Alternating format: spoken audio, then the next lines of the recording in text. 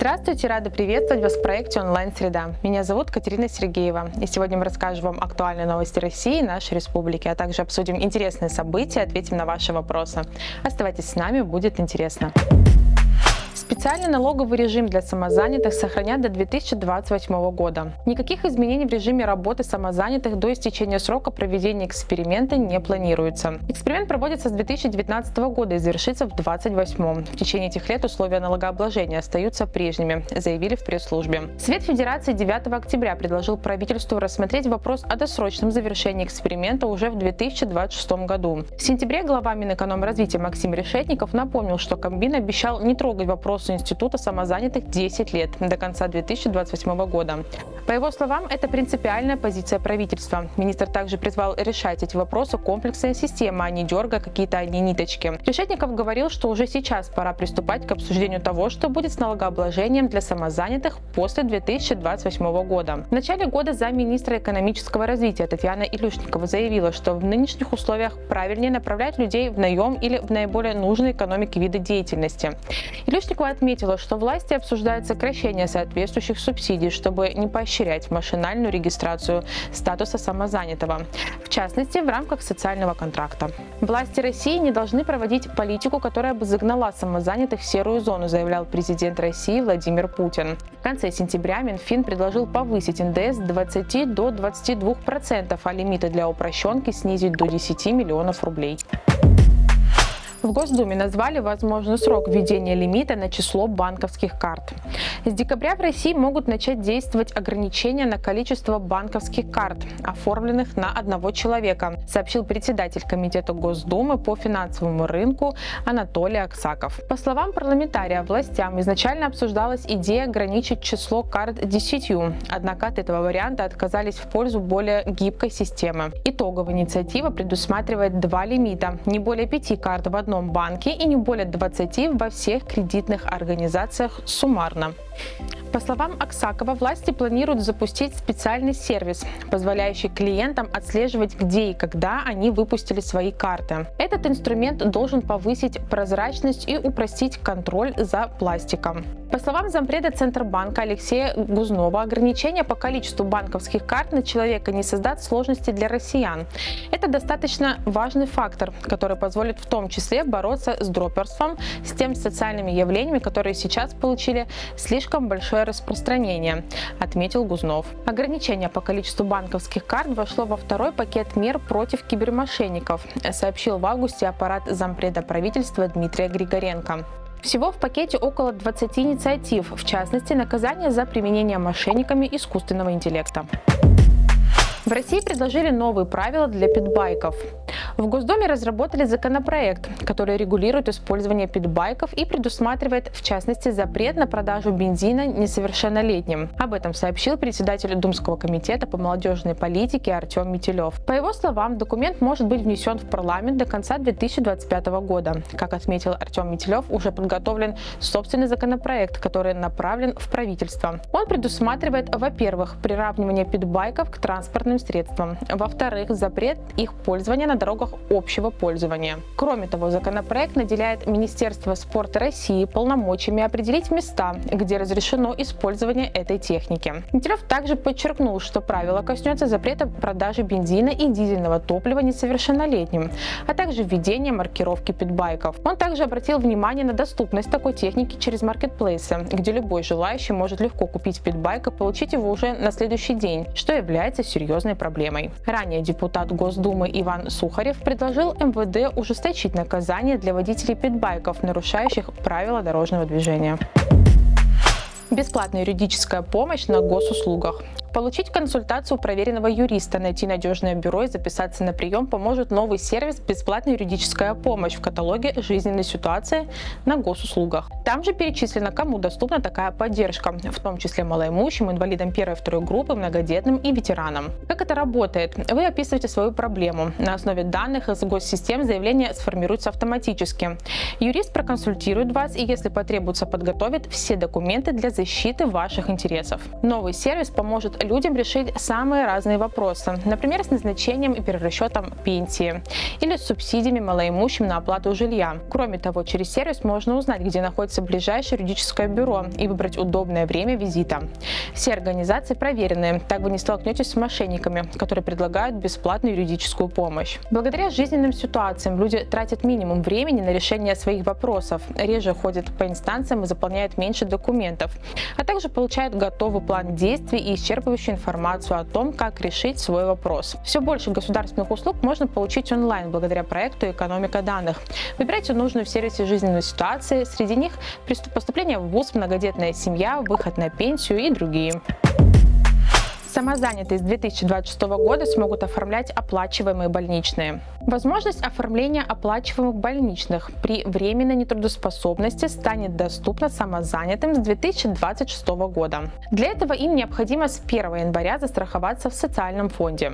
При этом самозанятые должны будут самостоятельно перечислять соответствующие ежемесячные взносы, а годовые размеры пособий будут представлены в двух суммах – 35 тысяч рублей и 50 тысяч рублей. Самозанятым предоставят право выбирать желаемое количество средств. В России миллионы людей работают на себя как самозанятые в рамках специального налогового режима. Однако их прибыль зачастую определяется количеством выполняемых заказов, и проблемы со здоровьем могут ударить по кошельку, оставив человека без дохода. Сумма взносов будет составлять около 1300 рублей или около 2000 рублей в месяц. Суммы перечислений при этом могут быть меньше. Это из-за срока действия листа нетрудоспособности. Механизм будет запущен в экспериментальном режиме. Он будет действовать до конца 2028 года. Минтруду поручено отслеживать готовность этой меры к запуску. При этом все процедуры должны быть простыми, понятными и удобными для россиян. Лохматый вопрос. Допуск к содержанию кошек и собак может появиться в России. Получать от властей разрешение придется всем, кто захочет завести щенка или котенка. Такой законопроект сейчас готовят эксперты Минприроды, сообщила член межведомственной рабочей группы по совершенствованию законодательства при этом министерстве Светлана Алексеева. Пока же в Госдуме рассматривают законопроект, по которому количество кошек и собак, проживающих в квартирах, может быть ограничено размером жилья. Если документ примут, то на каждых 18 квадратных метрах квартиры смогут проживать не более одной взрослой собаки или кошки. Так, депутаты хотят побороться с кошкиными домами, которые своим шумом, вонью и антисанитарией отравляют жизнь всем соседям. Такое ограничение недостаточно, считает Алексеева. Нужна единая государственная база, в которой окажутся все домашние животные, чтобы человек просто не мог держать у себя кошку или собаку без регистрации в этом реестре. Регистрация станет допуском для владельцев при покупке щенка или котенка. Когда будет создана единая государственная база, где будут зарегистрированы владельцы и их питомцы, мы сможем контролировать и сокращать количество собак и кошек, которых люди по безответственности сначала набирают, а потом или выбрасывают на улицу, или содержат в ужасных условиях, мешая жить всем вокруг. Одни могут создать в квартире достойные условия жизни хоть для 5 собак, другие нет. Площадь квартиры тут большой роли не играет. Обязательная регистрация всех питомцев позволит за 5-7 лет полностью решить вопрос бродячих животных и кошкиных домов, полагает эксперт. Согласно опросам, введение обязательной электронной регистрации животных полностью поддерживает 41% россиян. И еще 32% считают, что такая мера уместна лишь в отношении потенциально опасных пород собак. 9% опрошенных занимают нейтральную позицию, лишь 18% выступают против учета. Ранее в Общественной палате прошло заседание Первого Всероссийского съезда защитников животных, где была представлена единая концепция по питомцам. Кабмин поддержал законопроект о бесплатном втором профобразовании для бойцов СВО. Законопроект подготовлен группой депутатов и сенаторов. Поправки предлагается внести в закон об образовании. Инициатива распространяется на мобилизованных, служащих по контракту, участников добровольческих формирований и других бойцов СВО. Правительство Российской Федерации поддерживает законопроект при условии его доработки с учетом указанного замечания. В Кабмине отметили, что положение законопроекта в нынешней редакции не соотносится с формулировкой другой статьи об образовании. В июне президент России Владимир Путин поддержал идею дать участникам специальной военной операции возможность получить второе среднее специальное образование бесплатно и потребовал не затягивать разработку соответствующих предложений. Это поможет участникам СВО адаптироваться к гражданской жизни, повысить свою квалификацию и найти новые профессиональные перспективы.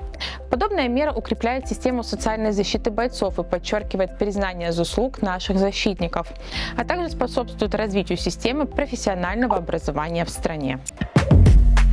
Госдума поддержала законопроект об отмене испытаний при поступлении на службу в полицию. Законопроект был внесен на рассмотрение Госдумы группой сенаторов и депутатов во главе с председателем Комитета Совета Федерации по конституционному законодательству и государственному строительству Андреем Клишесом в октябре 2024 года. Изменение предлагается внести в закон о службе в органах внутренних дел Российской Федерации и внесение изменений в отдельные законодательные акты Российской Федерации. Согласно статье 24 указанного закона, для поступившего на службу в органы внутренних дел устанавливается испытание на срок от 2 до 6 месяцев с целью проверки уровня его подготовки и соответствия должности. Как отмечается в пояснительной записке, данная процедура негативно отражается на процессе комплектования органов внутренних дел. В связи с необходимостью ускорения комплектования территориальных органов МВД, в том числе дислоцированных в пограничных с Украиной регионов, законопроектом предлагается признать утратившей силу данную статью. При этом предлагается установить, что новый сотрудник полиции наряду с выполнением служебных обязанностей должен проходить индивидуальное обучение по месту службы под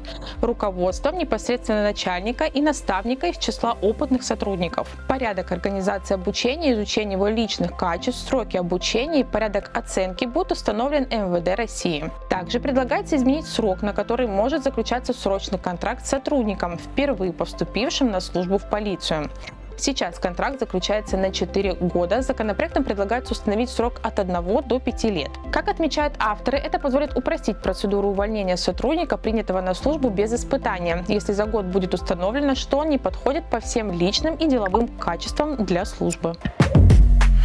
Названы самые готовые к труду и обороне муниципалитеты Коми. В Минспорт Коми определили 3 лучших муниципалитета в реализации комплекса ГТО. В этом году заявки на участие в конкурсе подали 11 муниципалитетов. По решению комиссии первое место заняла Ухта, второе – Сыктывкар, на третьем месте – Инта. Комплекс ГТО указом президента России Владимиром Путиным был возрожден в новом формате в марте 2014 года. Популяризировать массовый спорт и повышать качество жизни россиян – одна из задач государственной программы «Спорт России».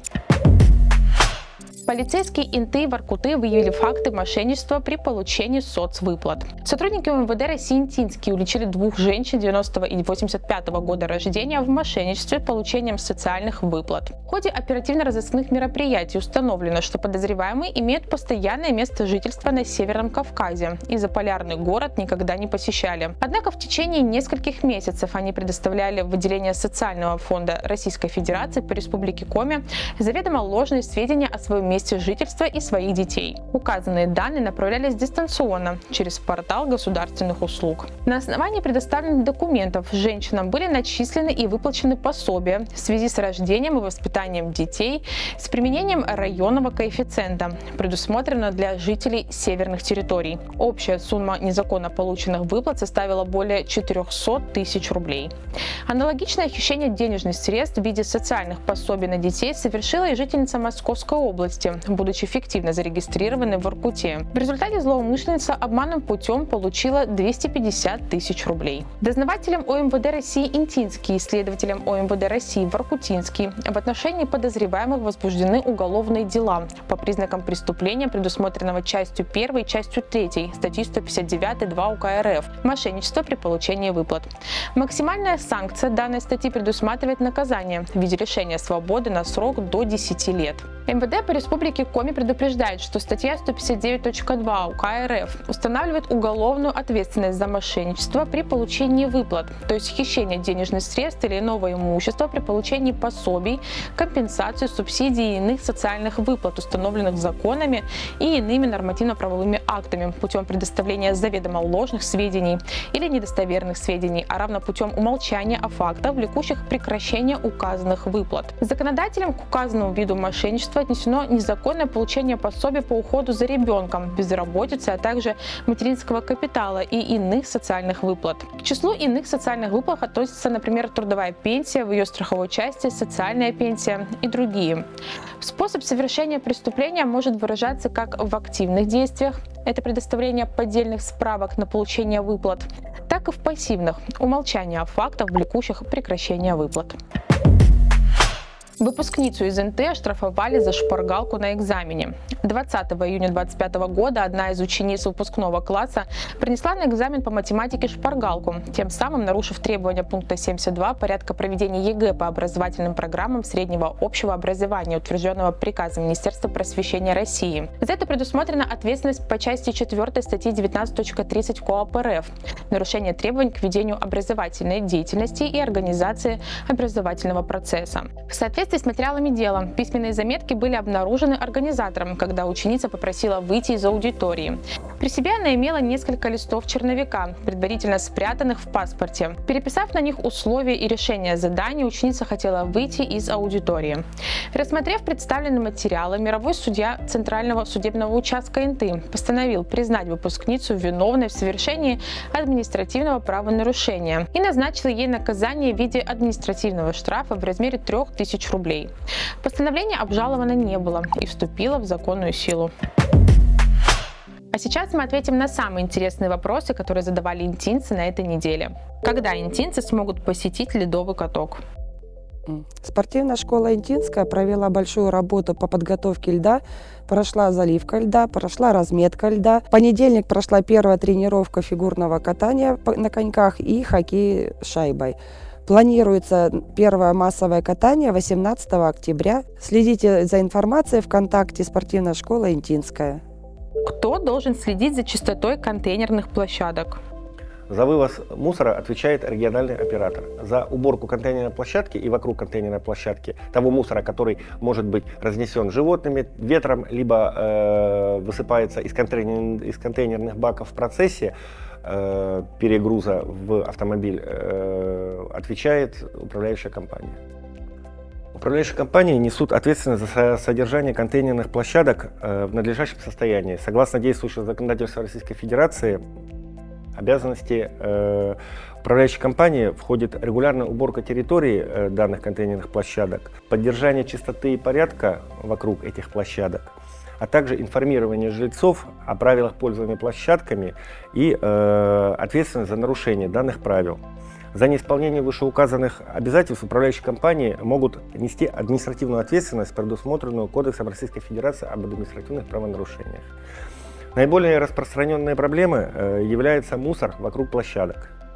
Территория вокруг контейнерной площадки должна поддерживаться в чистоте ежедневно управляющими компаниями. Заполнение контейнеров сверх нормы, срок вывоза заполненных контейнеров должен осуществляться не реже 1 раза в неделю, но по согласованию это, как правило, по согласованию с оператором по вывозу коммунальных отходов, как правило, это делается чаще. Собственники вправе в случае обнаружения контейнерной площадки в ненормативном состоянии вправе обратиться в управляющую компанию как устно, так и письменно.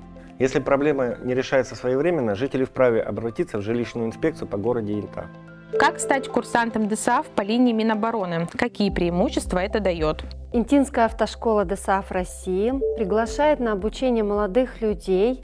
В этом году мы приглашаем около 20 молодых людей с Инты, Воркуты, Печоры на обучение по военно-учетной специальности военный водитель категории С.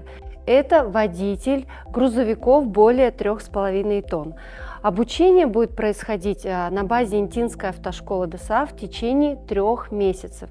Это лекции и вождение. Молодые люди, которые захотят к нам прийти, должны иметь хорошее здоровье и отсутствие судимости.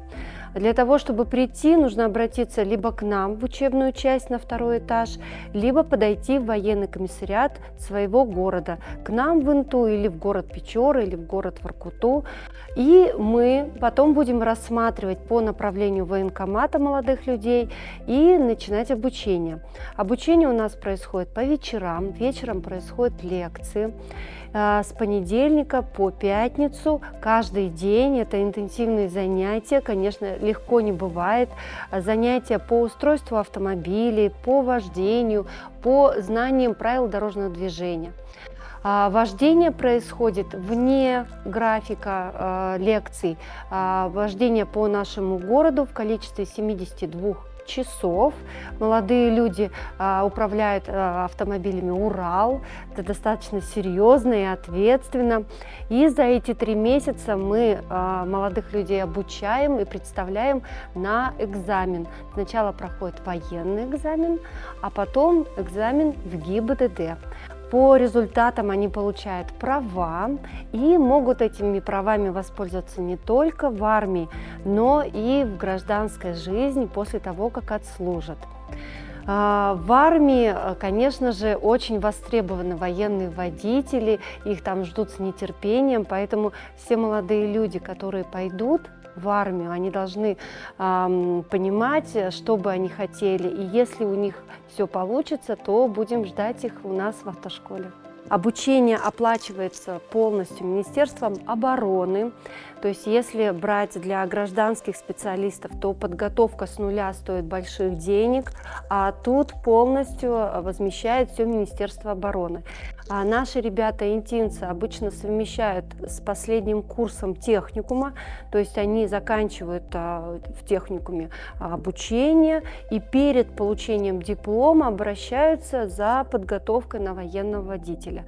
Мы с радостью их обучим всему, пусть ребята не стесняются и приходят с нуля. Эти знания, конечно же, специфические, и так просто их не получить, поэтому мы все предоставим, всему научим, бояться этого не надо. Для иногородних курсантов, которые прописаны в других городах, мы предоставим общежитие. Здание находится рядом, в одном квартале с нами, поэтому далеко ходить не надо. Комнаты достаточно аккуратные, уютные, по 2, 3, 4 человека в комнатах живут. Там есть кухня, душ, туалет на 2 комнаты. То есть достаточно удобные условия, поэтому мы всех будем ждать. Как переоформить пушкинскую карту? Хочу сразу сказать, что на территории города Инты у нас по Пушкинской карте ребята в возрасте с 14 до 22 лет могут посетить 4 учреждения культуры. Это Дворец культуры и техники, это Центр национальных культур, наша центральная библиотека и наш Интинский краеведческий музей. Все эти учреждения работают по Пушкинской карте. Напомню, что на Пушкинской карте у каждого пользователя находится по 5000 рублей. Эти деньги ребята могут потратить, конечно, в любых городах, но нам бы хотелось, чтобы наши интинцы и гости нашего города посетили наши учреждения, потому что очень много мероприятий, очень интересных, как раз и возможно посетить по Пушкинской карте, не тратя наличные деньги. Хочу сказать, что деньги с Пушкинской карты не обналичиваются, они тратятся только на мероприятия, которые проходят в учреждениях культуры. 2000 из 5000 ребята могут потратить на посетив наш кинозал, на просмотр кинофильмов. Так вот, с Пушкинской картой до 31 декабря этого года работал оператор, который называется Почта Банк. С 1 января 2026 года с этой картой будет работать ВТБ.